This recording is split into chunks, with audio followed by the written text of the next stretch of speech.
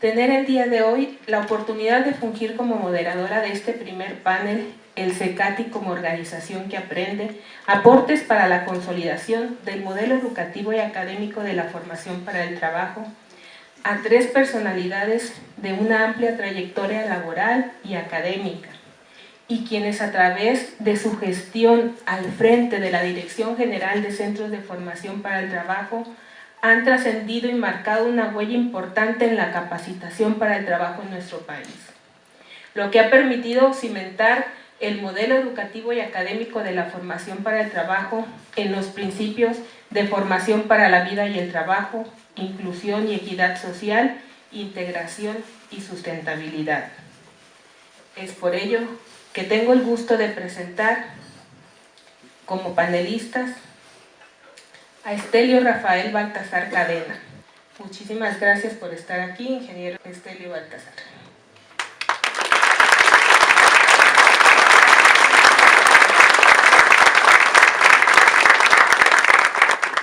También se encuentra con nosotros como panelista José Efrén Castillo Sarabia. Un placer, ingeniero Castillo, contar con su participación.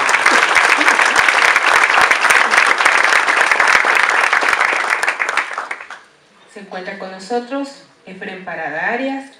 Muchísimas gracias, doctor Parada, por estar este día con nosotros.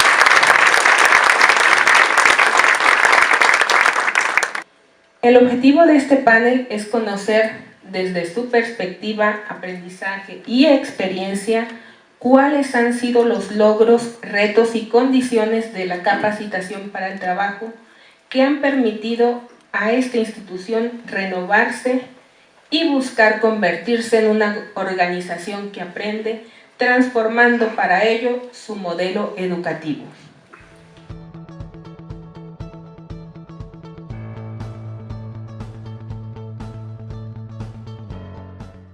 En la época en que un servidor tomó la dirección de los CECATIs, estamos hablando del final de la década de los 80, fue en el 89.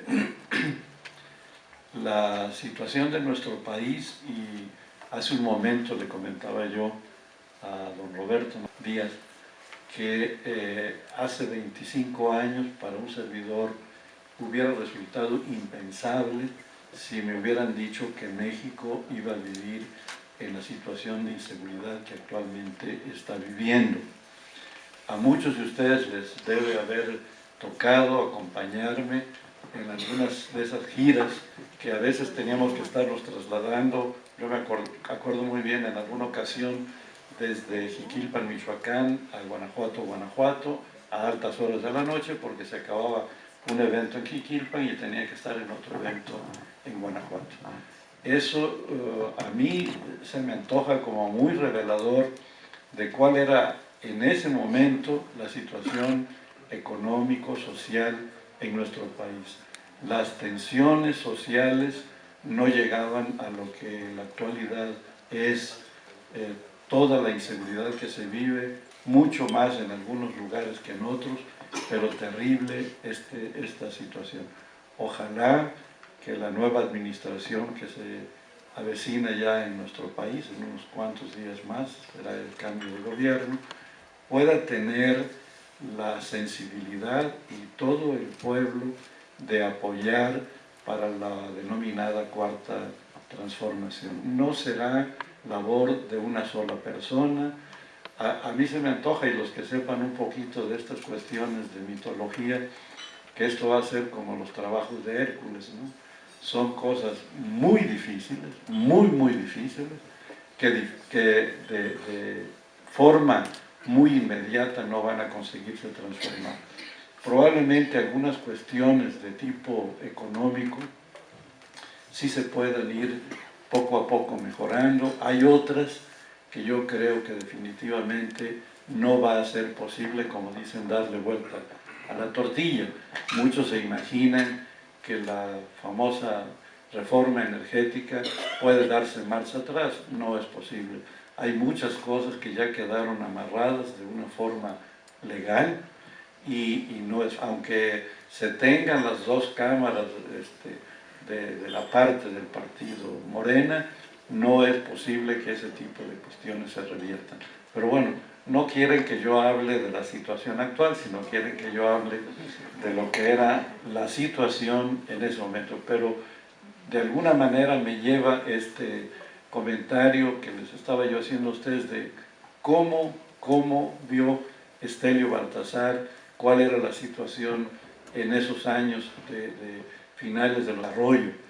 La industria petroquímica, yo me acuerdo muy bien en esos años, exportábamos fertilizantes nitrogenados, ahora tenemos que estar importando los que aquí no sé qué tanto sea la agricultura tecnificada, pero los fertilizantes a base de nitrógeno, amoníaco, urea, por ejemplo, nitrato de amonio, que antes usaba, ya después no, porque como también es explosivo, entonces ya no es posible que los campesinos lo manejen porque le pueden dar un buen uso para explotar cosas, ¿verdad?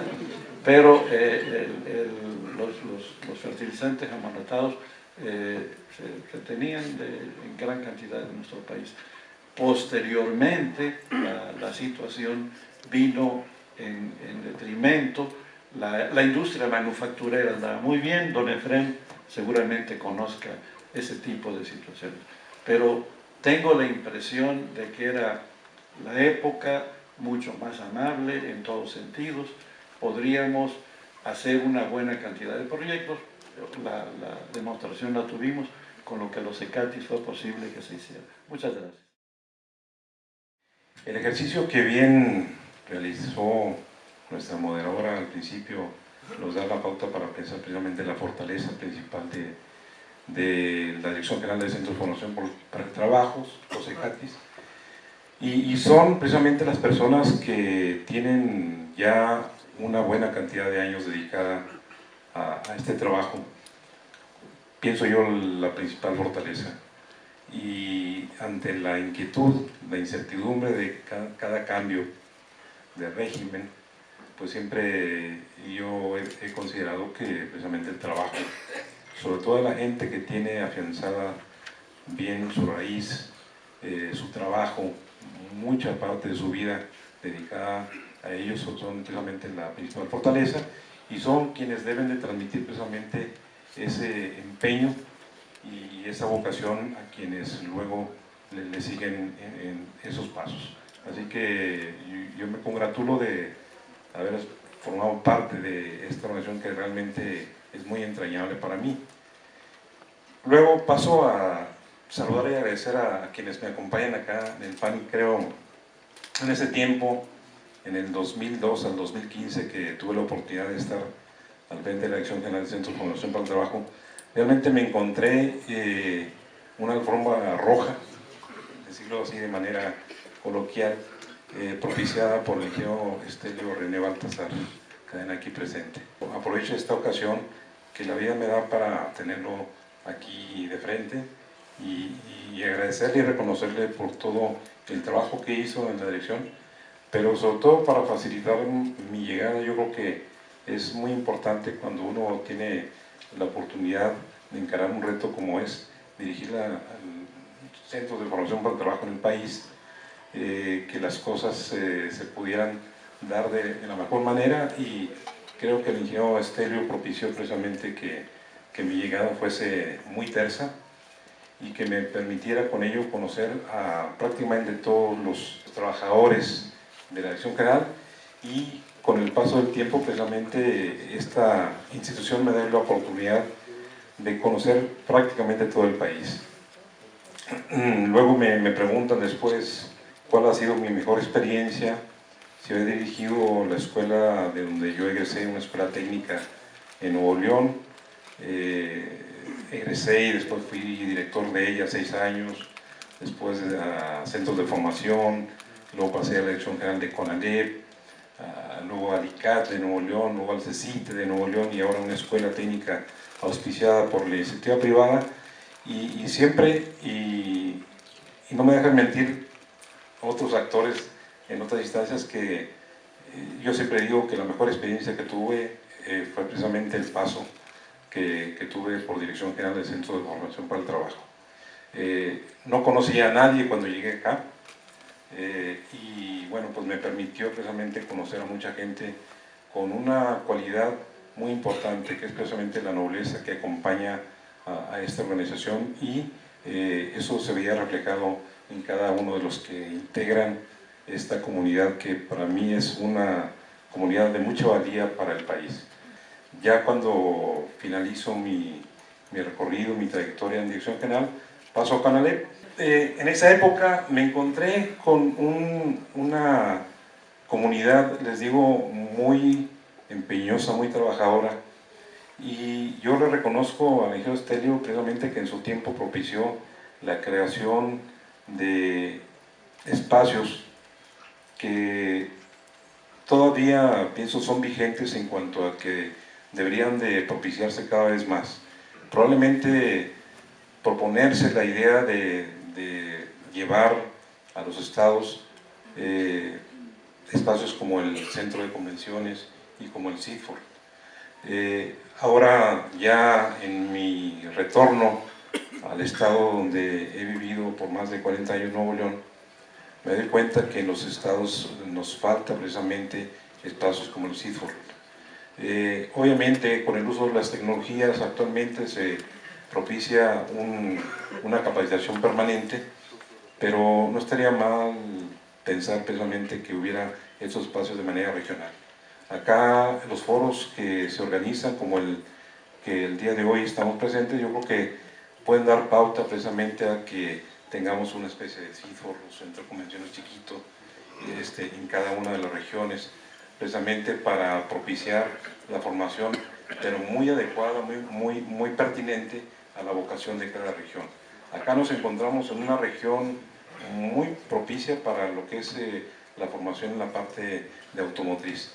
Y en esa época, cuando yo llegué, precisamente ahí, en esa época, pues fue cuando, por ejemplo, en Querétaro llegó Bombardier, y en otros estados empezó el auge de la industria automotriz a fortalecerse, a consolidarse, y eran esquemas en donde, por ejemplo, también le tocó al ingeniero Stelio promover el convenio con Toyota para la renovación de 20 talleres en 20 diferentes planteles. Y yo quisiera aprovechar también para comentarles una anécdota muy brevemente. Precisamente de los 20 planteles que estaban convenidos con Toyota, no recuerdo el nombre de la persona de California que era el contacto, Cleveland, sí. Me dice, oye, Fren, dame chance de poner un centro, pero no en un CECATI, sino en un instituto privado de Jalisco. Y dije, sí, sin problema, tenía el mismo propósito de beneficiar a jóvenes con carencias. Y luego me pide una segunda ocasión, dame chance de poner otro en un colegio privado también en San Luis Potosí. Resulta ser el colegio Don Bosco de San Luis Potosí. Me dio tanta alegría porque allí yo cursé mi primer año de primaria. Y dije, oye, con mucho cariño lo puedes hacer. ¿Me invitas a la inauguración? Sí. Sucedió que al tiempo fue cuando fue mi transición a pasar a Conalep, y por circunstancias de trabajo no pude estar, pero digo, eso es algo que yo puedo comentar con mucho cariño. No tuve la oportunidad de estar ahí, pero que fui un poquito de parte de poder colaborar con esto. La verdad es que cuando uno se empieza a hacer viejo, pues empieza uno a acumular cosas, ¿no? Y aparece ser que ha hecho cosas muy brillantes, y lo que pasa es que ha hecho muchas cosas, algunas buenas, otras malas, pero se van acumulando, pues creo que hay que reconocerlo, méritos. No podemos ser tampoco modestos en esto, pero que sirven para que las autoridades superiores de la Secretaría de Educación Pública hayan confiado en nosotros para otorgarnos estas responsabilidades. Y en mi caso, debo decir que yo, después de muchos años en el Politécnico, yo ingresé como alumno del Politécnico en 1956 y no he podido salir porque estoy prestado ahorita, tengo un permiso. Cuando ve uno hacia atrás, pues se da uno cuenta de que ha ido creando uno un patrimonio personal, una experiencia personal, y que permite que las autoridades superiores de la Secretaría de Educación Pública pues nos llamen en algún momento y nos digan, oye, pues necesitamos que nos ayudes en esto, pero yo ya estaba a punto de jubilarme después de tantos años en el Politécnico, que yo ya me quiero ir a descansar. Ya me voy a jubilar y ya me voy. Sin embargo, me llamaron y me dijeron, compañerito, te toca. Y te toca en la educación media. Muchas gracias, pero yo tengo experiencia en la educación superior, en el posgrado, en la investigación tecnológica. Y me dijeron, estamos aquí en un pequeño problemita y queremos que nos ayudes. Muy bien. Y voy a cometer una infidencia, pero me pusieron varias opciones y me dijeron, escoge. Y escogí formación para el trabajo. Porque después de tantos años de trabajar en la educación superior y en el posgrado, dije, quiero ver qué puedo hacer en la base de la pirámide. Y la base de la pirámide es esta, la que forma gente que no ha tenido oportunidades en la educación formal, que ya se ha hecho adulta y que no ha encontrado forma de resolver su vida. Y recordando algo que también comentábamos en la mañana con Alejandra Ortiz, este subsistema de formación para el trabajo, cuando está uno en las direcciones generales, pues el primer problema es la exposición, ¿no?, de las decisiones, de las ideas, de los conceptos, de los estilos. Y el hecho es que yo decidí por asumir esta dirección, la invitación de las autoridades de la SEP, pensando en que la experiencia que yo había acumulado podía servir para atender un poco las circunstancias que se presentaban en ese momento. Si ustedes recuerdan, en el sexenio del presidente Calderón y a partir del sexenio del presidente Fox, se empezó a hablar y después se consolidó la decisión de la obligatoriedad de la educación media superior. Sin embargo, la formación para el trabajo ha sido una entidad un poco extraña, porque no somos un sistema propedéutico, nosotros no otorgamos diplomas de educación media, sino que somos un servicio educativo. Y ese le da características muy especiales al sistema. Tanto que somos y no somos. Y ante el problema de la obligatoriedad de la educación media, se encontraban las propias autoridades superiores ante la necesidad de incorporar a todos los subsistemas a la educación media superior propedéutica. Y todo el sexenio pasado se había dedicado a la transformación del servicio educativo y a la transformación de los contenidos, planes y programas para convertir a esta dirección en un sistema propedéutico. ¿Qué pasó?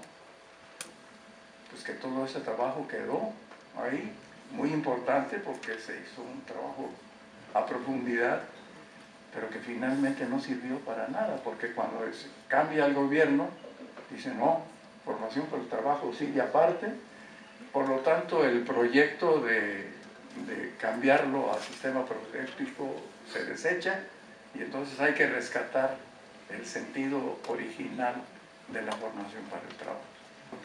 Pues no hay que perder de vista que este subsistema se creó en tiempos del presidente López Mateos y del secretario Torres Bodet para salvar del fracaso educativo de todos los muchachos que no podían terminar la secundaria en los años 60.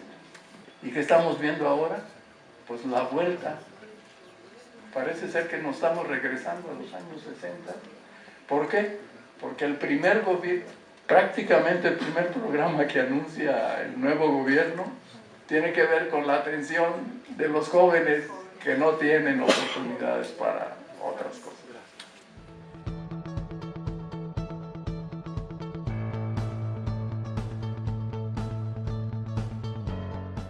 A mí me encantaría, pero el tiempo es muy limitado, y Efrén Parada, está un bello discurso de don Jaime Torres Bodet, precisamente, en la inauguración de la 5ª Asamblea del Consejo Nacional Técnico de la Educación, donde se van delineando todo lo que iba a ser este servicio tan importante para nuestro país.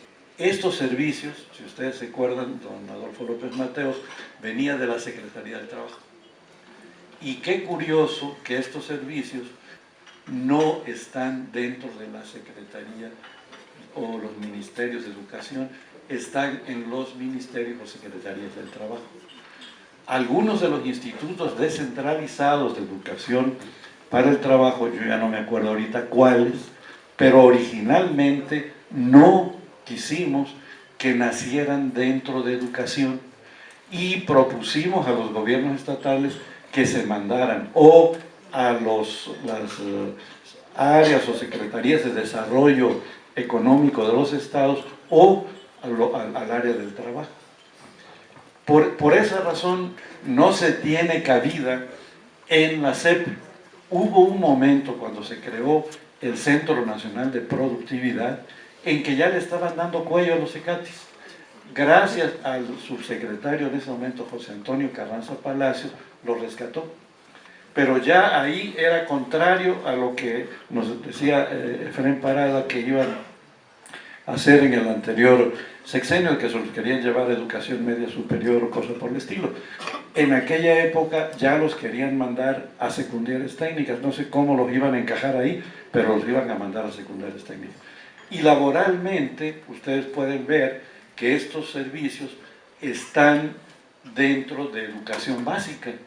Gracias a eso, yo creo que muchos se beneficiaron con la promoción que en aquel momento existía, pero la carrera magisterial ayudó muchísimo a que una buena cantidad de nuestros instructores pudieran tener acceso a mejores percepciones. Las líneas que de alguna manera fueron trazadas, fíjense, en 63 por Jaime Torres Bodet, con ayuda del Consejo Nacional Técnico de la Educación y gente muy brillante que estaba en ese momento trabajando en este tipo de servicios, todavía siguen siendo vigentes en la actualidad y en el momento en que un servidor llegó a los CECATIS, me siguieron sirviendo de guía. Muchas de las cuestiones que yo volví a retomar, como por ejemplo lo relativo a las unidades móviles, que después lo ampliamos con el concepto de acciones móviles, ya no solamente una unidad móvil con algún equipo, etcétera, sino un espacio que conseguíamos en alguna determinada localidad. Eso ya lo habían hecho desde el principio también. Don Jaime Torres Bodet, en ese bello discurso de la inauguración de la 5ª Asamblea, ahí delinea perfectamente bien. Y eso ya venía también de las famosas misiones culturales de el primer secretario de Educación Pública, fundador de esta secretaría donde nos encontramos trabajando.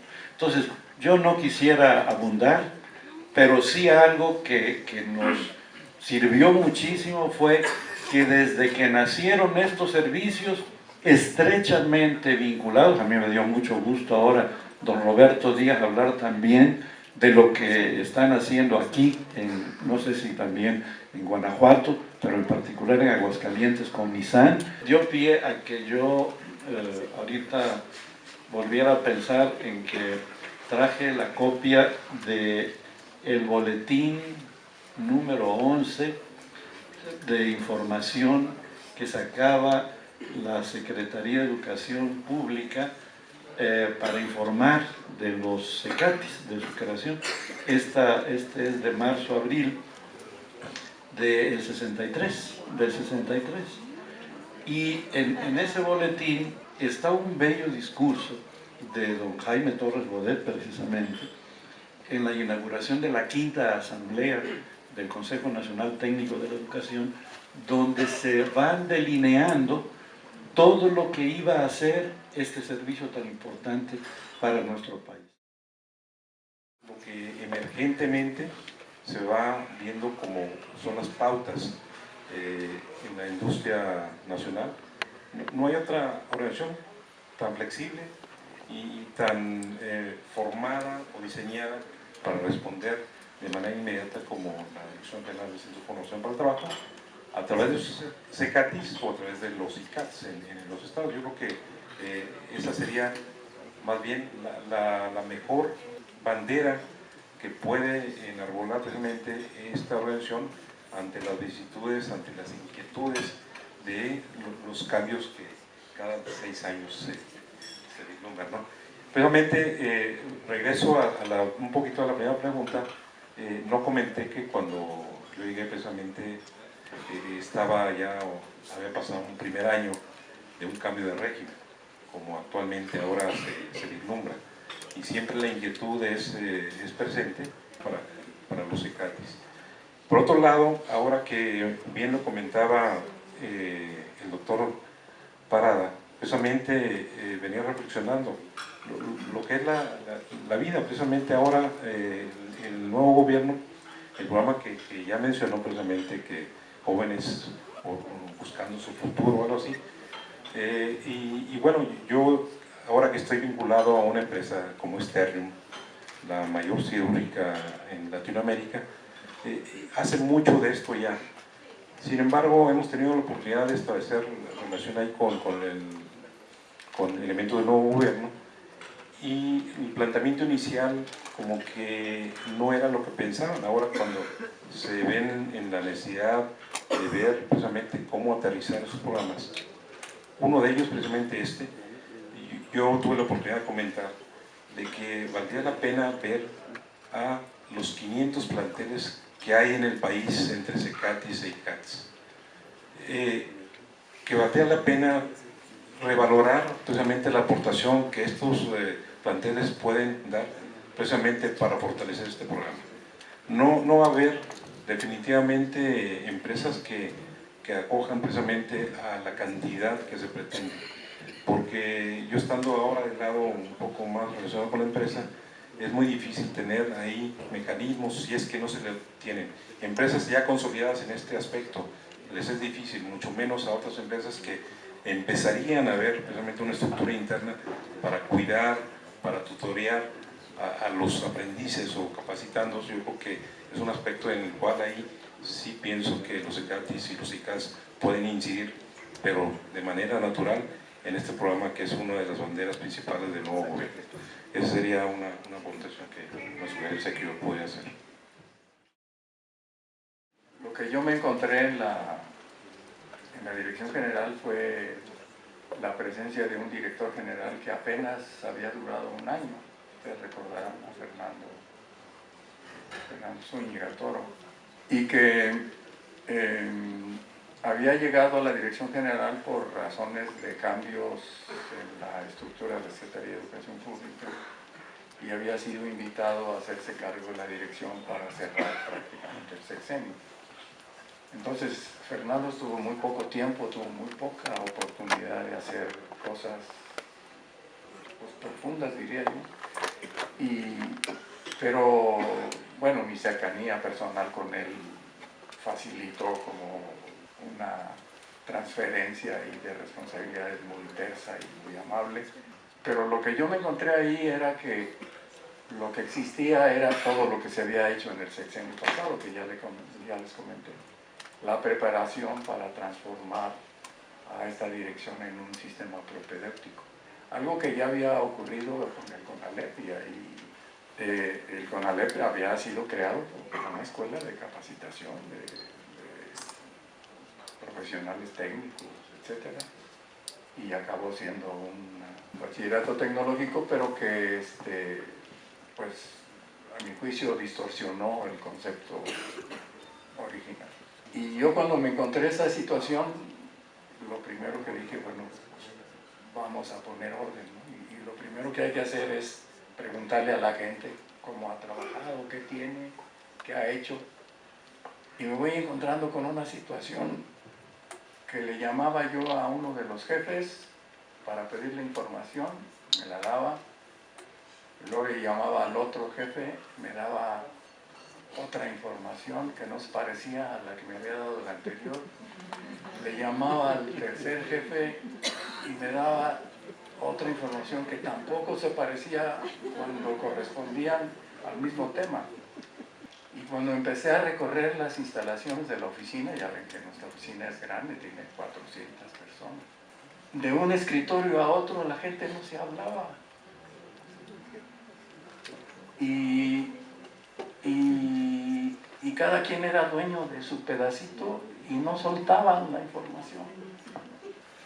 Pero el hecho es que había muy poca comunicación.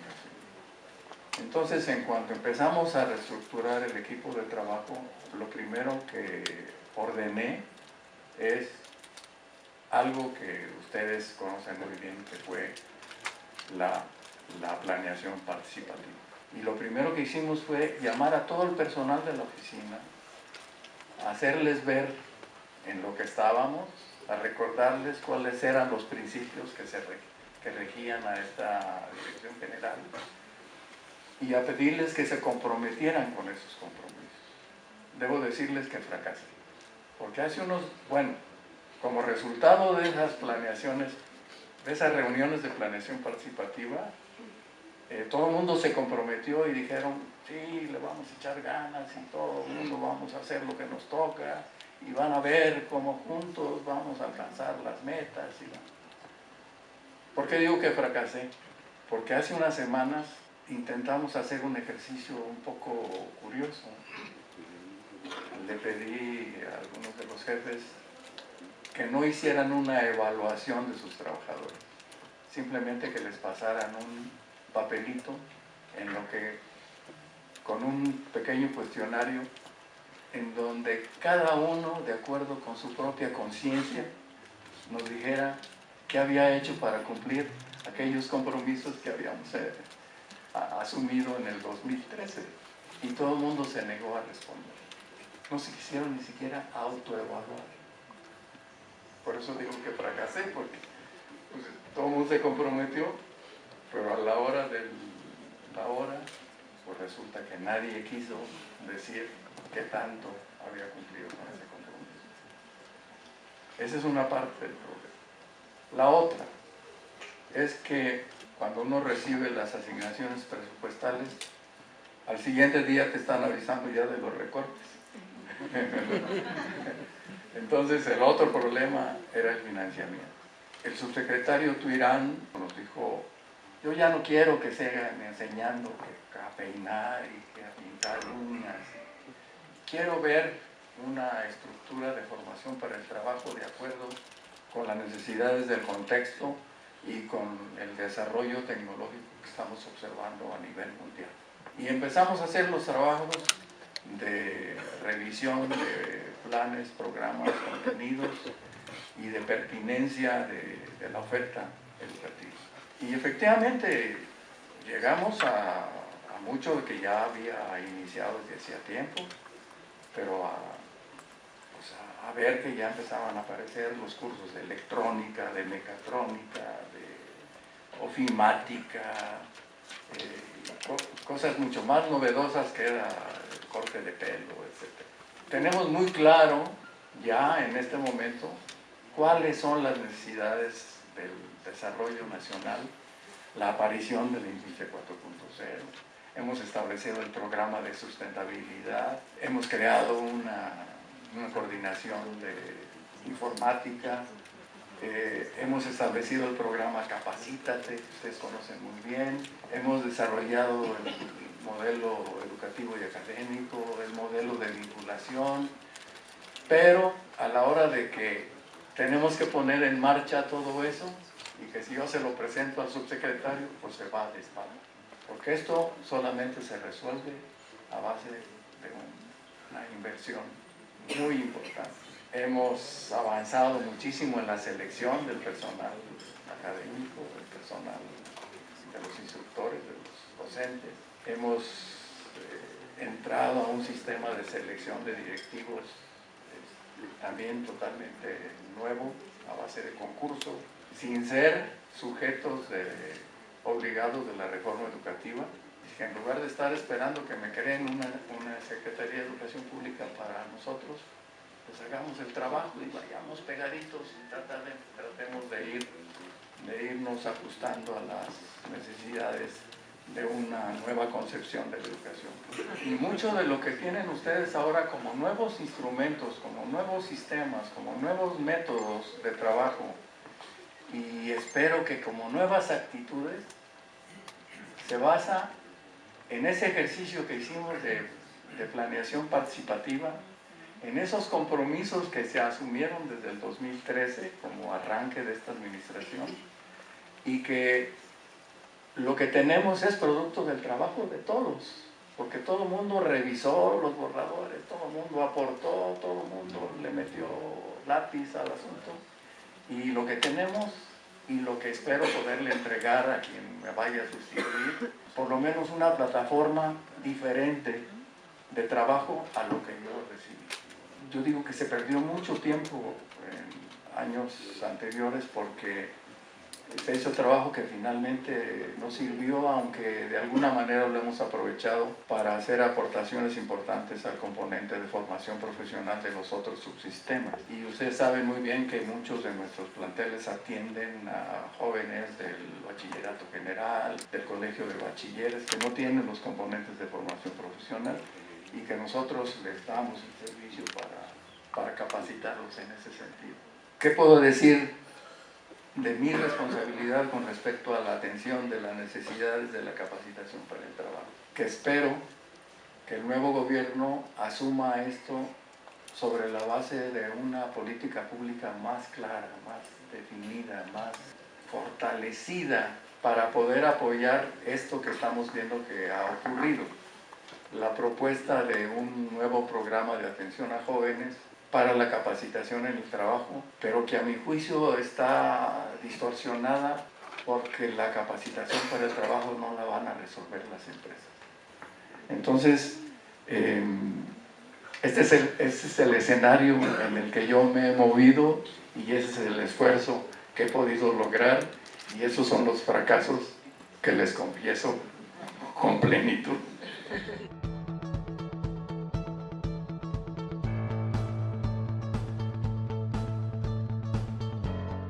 Lo que no debe de perderse en las políticas públicas, y ya Fren Parada lo ha señalado, y qué bueno que por lo menos las nuevas organizaciones que surgieron en el gobierno actual para el desarrollo regional, ¿no? De alguna manera, debemos de convencer con el trabajo, que la nueva administración perciba no a un subsistema, y ahorita Fren Parada me hizo recordar, cuando yo recibí los CECATIS, había una sensación como de depresión, como que éramos los patitos feos de la Secretaría de Educación Pública. Y me enorgullece mucho, y las cifras están ahí, con toda la distorsión propia que Fred dice que de un escritorio a otro no hay congruencia de lo que se dice. Siempre ha sido así en la SEP, el asunto de demostrar el gran potencial que tienen este tipo de servicios de formación para el trabajo. Todos debemos, cada quien con la voz que podamos, y son muchas voces. Ahorita nada más aquí estamos hablando de una región de Occidente y vean el número de gentes que somos. Todos los CECATIS pueden ser una gran voz que debe hacerse oír y estar presente en la nueva administración, y que entiendan que no es necesario inventar nuevas cosas. Yo diría reforzar y no dejar de lado la vinculación que ya existe, ya lo mencionaba acá mi tocayo, con algunos estados y algunas empresas, y parte de la programación de este foro está precisamente la muestra de esa vinculación, no dejar de lado esa cuestión. Así que esa sería mi última sugerencia, recomendación en este sentido. Y si me lo permiten, yo tenía preparada una presentación, una muestra de lo que, igual que tienen muchas empresas, ahora están propiciando precisamente la adopción de nuevas tecnologías.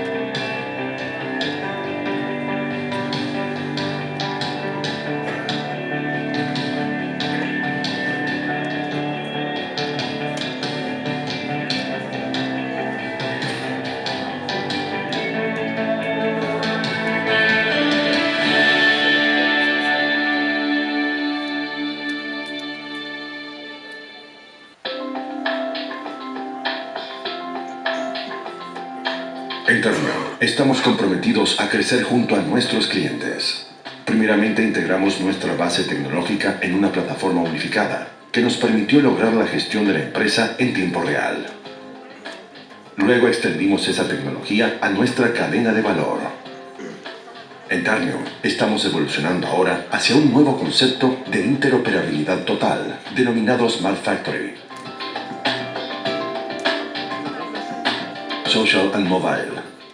A través de una plataforma sólida, asegura el flujo constante de información, conocimiento y eventos de la empresa, permitiendo a los distintos actores informarse, comentar y gestionar más eficientemente, interactuando desde cualquier lugar en donde se encuentren, en las oficinas, dentro de la planta o fuera de ella y a través de cualquier dispositivo.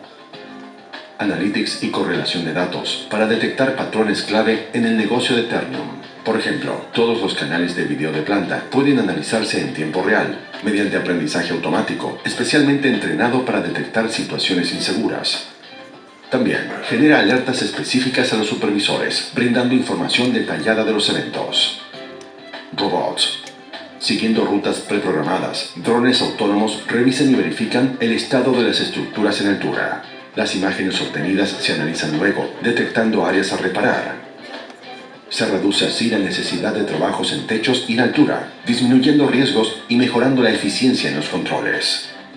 Los drones también se utilizan para control patrimonial, por ejemplo, en el cubicaje de las pilas de material en áreas primarias. Internet of Things. Mediante la utilización de tecnología RFID, se puede conocer inmediatamente la ubicación de los productos, reduciendo movimientos innecesarios y acelerando las operaciones logísticas. RFID ofrece así un tracking físico completo del material y se elimina la exposición a riesgos de personal en las playas. El nivel de madurez alcanzado por la empresa en materia de sistemas, tecnología y las líneas de acción en curso consolidan y potencian el proceso de transformación digital, llevando a Ternium a un mayor nivel de productividad y eficiencia.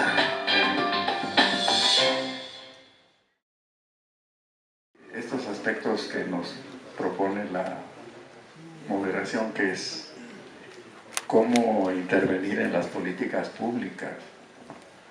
Y yo creo que lo que tenemos que hacer pues, es mostrar lo que somos, decirles que hay una comunidad comprometida con lo que hace.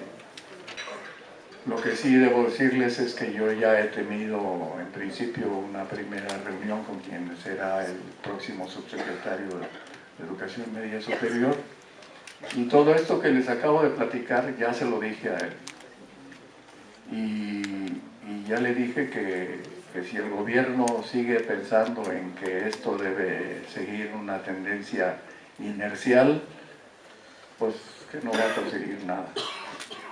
Y ya le dije que las empresas por sí solas no van a resolver el problema de la capacitación.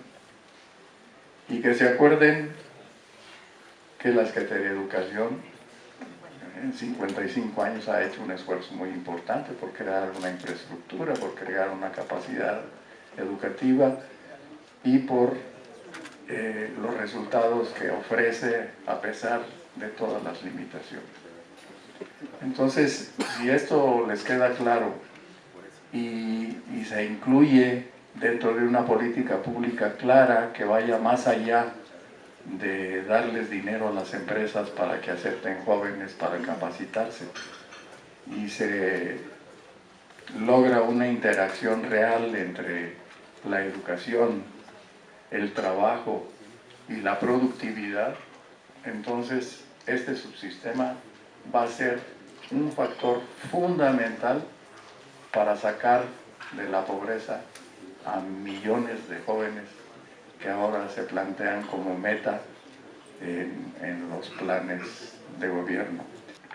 En el Inter, pues seguramente habrá cambios, llegará gente nueva, esperamos que traigan la idea clara y esperamos que quienes se van a quedar, que son prácticamente todos ustedes, que son profesionales en el campo, los que estamos sujetos a disposiciones de orden político, estamos en otra circunstancia, pero quien llegue aquí y sea capaz de orientar y de convencer al nuevo gobierno de que